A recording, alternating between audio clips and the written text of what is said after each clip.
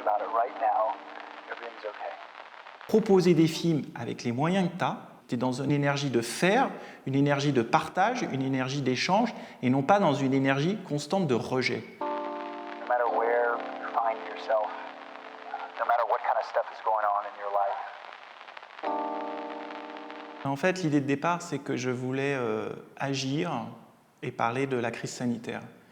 Je voulais aider, je voulais communiquer autour de ça. Et l'idée, elle est venue très simplement. En fait, j'étais à table un soir avec mes enfants. Et moi, j'étais à fond dans le sujet depuis plus d'1 an. Et un soir, j'en parlais tout le temps. Mes enfants m'ont dit « Stop, on en a marre, tu parles que de ça, parle d'autre chose. » Et en fait, en les regardant, quand ils me disent ça, je me suis dit « Mais ce qui est fou, c'est que moi, je parle tout le temps, mais je leur demande jamais leur avis là-dessus. »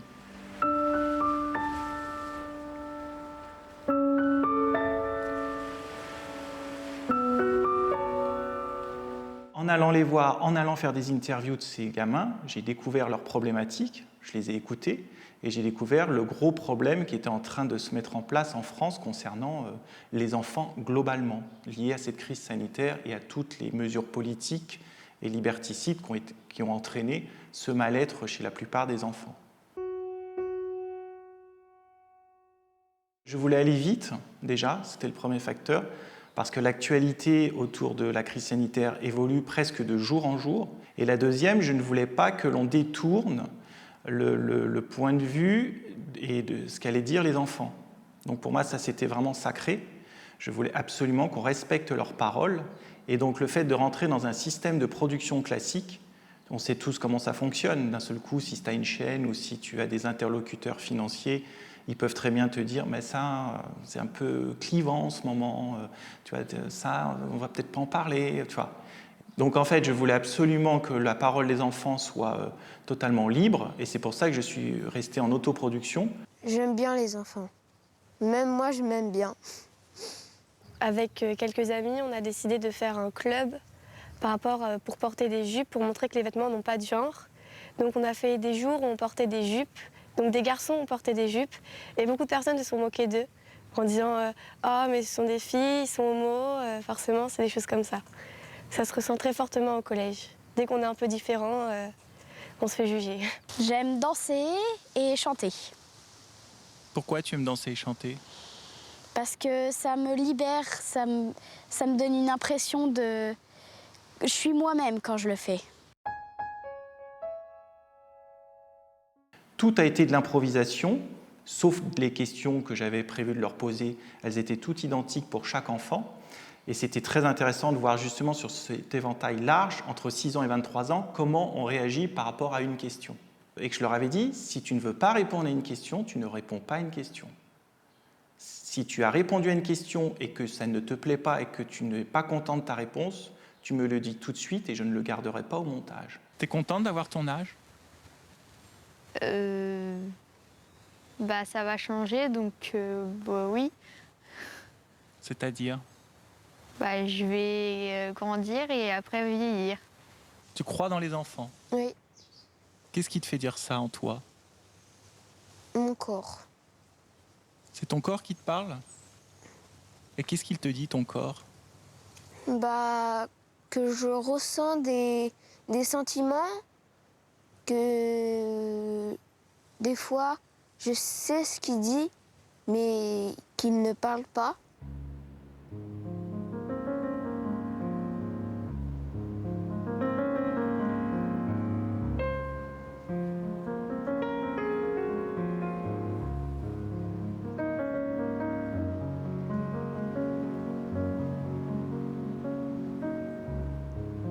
Je les ai rencontrés un quart d'heure avant de tourner avec eux.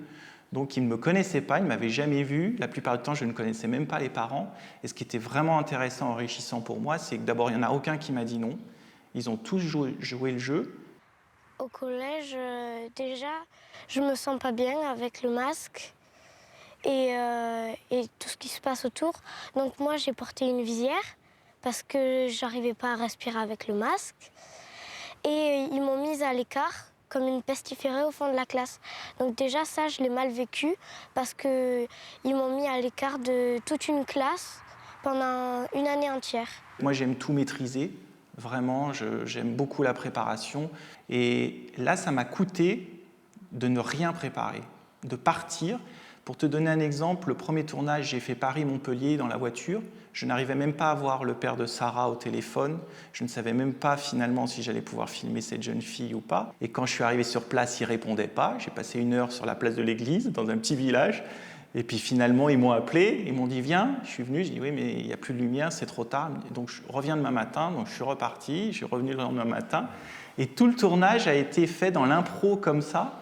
Et en fait, c'était pour moi une découverte, même vis-à-vis de moi, c'est-à-dire d'accepter de faire un film avec une caméra, un micro HF, un micro-main, un tabouret et 15 enfants, et j'avais rien d'autre.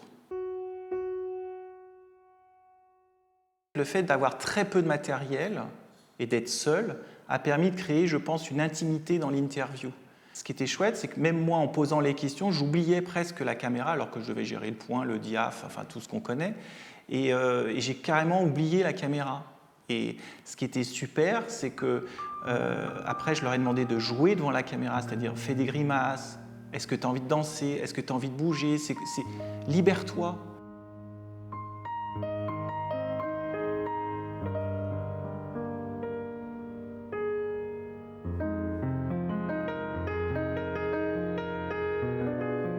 Et c'était drôle de voir justement des petits être capables de faire tout et n'importe quoi, parce que les petits n'ont pas de filtre, ils n'ont pas encore ce regard de l'autre.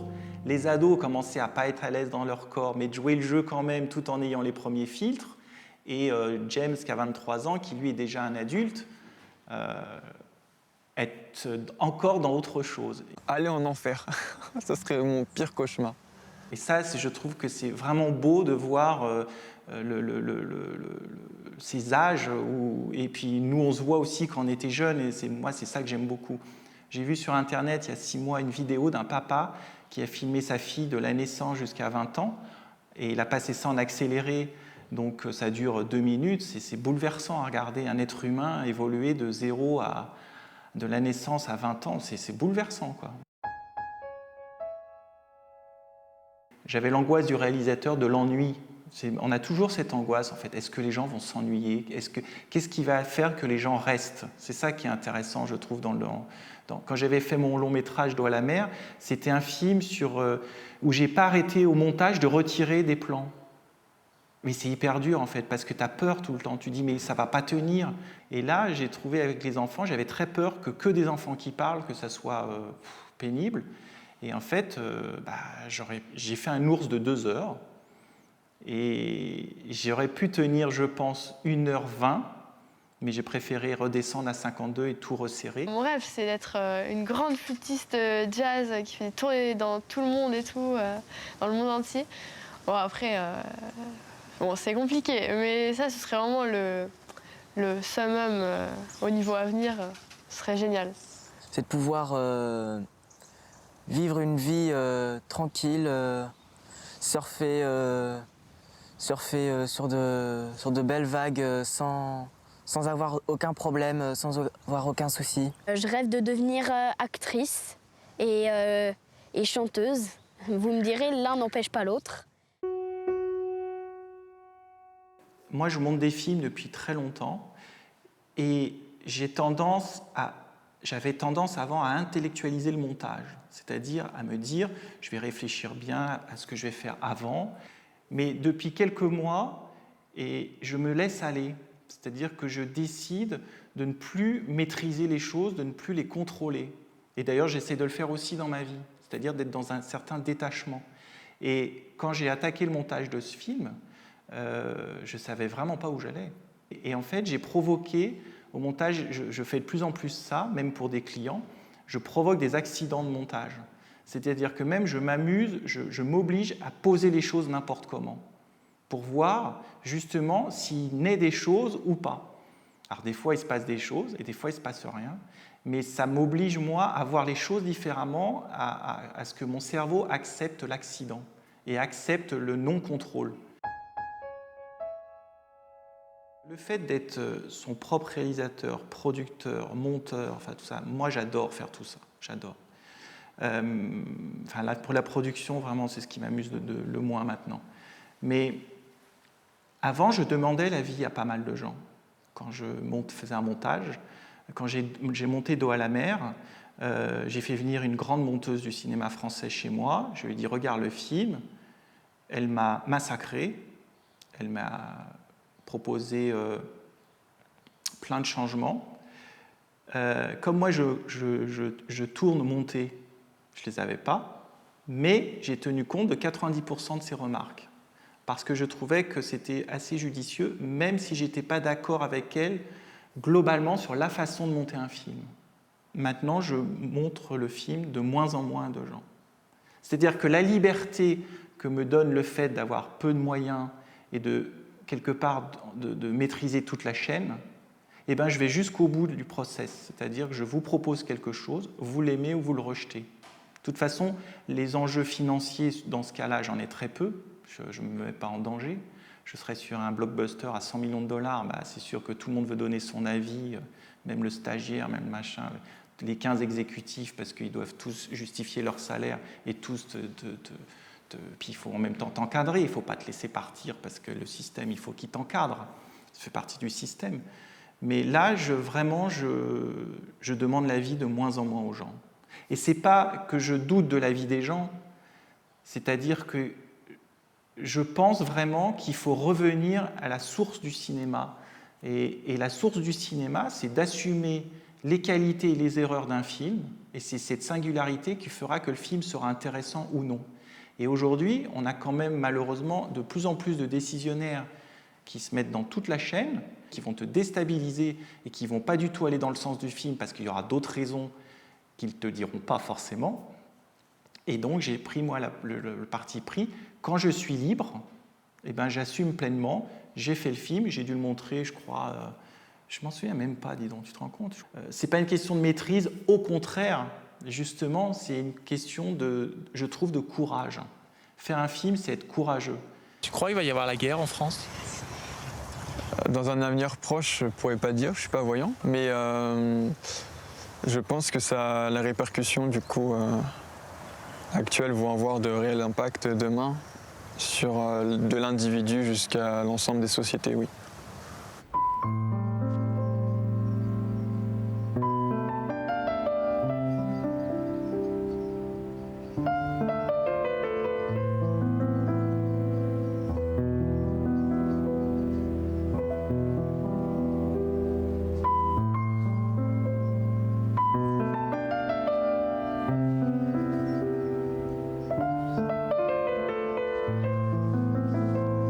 Les enfants dansent absolument sur rien. Il n'y a pas du tout de playback, il n'y a pas de musique. Ils sont dans la nature, tout a été improvisé. Je leur ai dit, vas-y, tu as 1 minute. Il faut essayer de plus en plus, comme je disais tout à l'heure, revenir à la source du cinéma. Il faut se faire confiance, il faut écouter son instinct. Il faut arrêter d'écouter tout le monde, il faut arrêter de... C'est pas possible. Et d'ailleurs, c'est pour ça que beaucoup de films sont mauvais aujourd'hui, parce que tellement de gens donnent leur avis que finalement, on se retrouve avec un produit qui n'a plus de saveur, qui n'a plus rien. Assumons ce que nous faisons. Ayons le courage d'aller jusqu'au bout, mais aujourd'hui, il faut un courage sociétal, même dans le reste. Donc ça...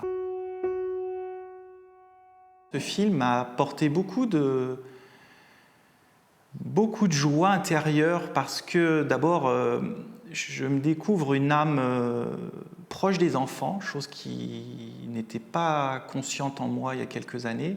C'est-à-dire qu'en fait, je me rends compte que mon travail de réalisateur, si je peux dire ça comme ça, il est relié à l'enfance, à la solitude des êtres et à l'humanité des êtres. Je me rends compte que mon travail sur les films que j'ai réalisés ou produits, il tourne autour de ces thèmes-là. Et j'en étais pas vraiment conscient avant. D'abord, j'adore filmer des enfants parce que c'est très dur de filmer des enfants. Ça bouge, ça part dans toutes les directions, il faut que tu arrives à les rendre concentrés, il faut que tu arrives à les capter. Et ça, c'est un super challenge, je trouve, en tant que personne. Je trouve que c'est plus difficile qu'un comédien. Et puis ce film, bon, il a démarré il n'y a pas tellement longtemps, il y a 15 jours à peu près, commence à me faire des rencontres avec des gens que je ne connaissais pas, avec des milieux que je ne connaissais pas. Et les retours que j'en ai sont vraiment excellents. Ça me fait vraiment plaisir parce que, à titre personnel, j'en attends rien. vraiment. C'est-à-dire qu'on a envie que les gens voient le film, bien sûr, mais j'en attends rien. J'ai pas d'argent à gagner, j'ai pas de notoriété à gagner, j'ai plutôt des coûts à prendre, puisque quand on parle de la crise sanitaire d'une manière différente des médias, on n'existe pas, on est considéré comme des gens qui n'ont rien à dire, qui ont tort. Donc ça m'ennuie profondément, ce manque d'ouverture d'esprit. Et le fait d'aller à la rencontre des gens avec ce film, m'ouvre des horizons, m'ouvre des regards différents qui, moi, m'enrichissent en tant qu'être humain. C'est déjà pas mal. Moi, j'ai passé ces dernières années, moins depuis 2 ans, mais j'ai passé, suite à mon long métrage D'eau à la mer, je suis reparti en chasse de producteurs, je suis reparti en chasse sur les diffuseurs télé et autres, avec des castings avec des gens connus, j'ai fait des dossiers, je suis reparti. Et en fait, toute cette étape qui est de plus en plus lourde, de plus en plus complexe, et que tout le monde, sur un premier long métrage, regarde 2 choses. Dans quel festival tu as gagné des prix et combien tu as fait d'entrées. Le film, tout le monde s'en tape. Enfin, c'est très rare qu'un producteur, moi ça m'est rarement arrivé, parce que je pense que j'ai fait un film digne, qu'ils viennent te voir, parlent avec toi du film, t'expliquent des choses. Un premier film, c'est fait pour apprendre. Un premier film, c'est fait pour montrer ton courage. Un premier film, c'est fait pour montrer tes capacités, ce que tu as envie de dire, ce que tu as envie de défendre. Est-ce que tu sais faire un film? Est-ce que tu sais raconter une histoire? Mais tu ne vas pas gagner au loto du premier coup.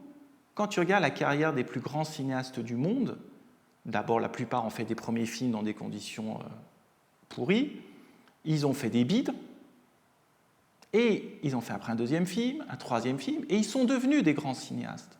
Le problème qu'on a à notre époque, c'est qu'aujourd'hui, les gars, ils veulent que tu aies gagné une Palme d'Or ou un Oscar, que tu fasses 5 millions d'entrées, ce qui n'est déjà pas compatible, et en plus que tu aies gagné des prix dans tous les grands festivals, mais ça n'arrive jamais, enfin très rarement. Un producteur qui décide de prendre un réalisateur, son métier, c'est de le suivre, c'est pas de faire un coup. Et aujourd'hui, on a des gens qui veulent faire un coup, et après ils passent à autre chose, ils passent au mec du moment, ils vont pas... Mais non, nous, notre énergie, elle passe à 95% dans ça, dans ce combat d'aller à la recherche de l'argent, d'aller à la recherche des gens, pour qu'ils t'écoutent, pour qu'ils te regardent, pour que tu aies simplement un échange, ou qu'ils aient lu un scénario. Mais ça, c'est des étapes aujourd'hui qui demandent, c'est la lune que tu demandes. De lire un scénario, c'est la lune. Est-ce que la perte de temps de ta vie, dans tout ça, se justifie? Moi, elle ne se justifie plus. Parce que tu n'arriveras pas à convaincre en allant chercher. Soit à un moment donné, ils décident de venir à toi parce qu'ils ont vu ton travail, ou ils t'ont apprécié dans une interview, où ils se sont dit « Tiens, là, il y a quelqu'un, il y a quelque chose à aller chercher », ils viendront à toi. S'ils ne viennent pas, ils ne viennent pas. Mais je trouve que c'est plus enrichissant de proposer des films avec les moyens que tu as, de faire ce que tu peux, mais au moins, toi, déjà, tu n'es plus dans la même énergie. Tu es dans une énergie de faire, une énergie de partage, une énergie d'échange, et non pas dans une énergie constante de rejet. Et cette énergie constante de rejet, elle est insupportable, parce que tous les jours, tu te poses des questions. Donc, tu passes ton temps à te dénigrer, chose qui n'a en général rien à voir. C'est juste des histoires de rencontres, de process, de circuits, tu corresponds à une époque ou pas. Et donc, je pense qu'il vaut mieux faire humblement des choses, mais les faire et les proposer. Parce que bien sûr, tu auras toujours quelqu'un en face de toi qui dira « Ouais, mais attends, c'est facile, économiquement, ça ne marche pas ton truc. » Oui, et alors? Et alors? Est-ce que c'est grave? Tu sais, je disais dans une interview il n'y a pas longtemps de James Cameron, il disait « Vous pouvez faire un film à 500 millions de dollars et un film à 50 balles, mais vous faites un film. »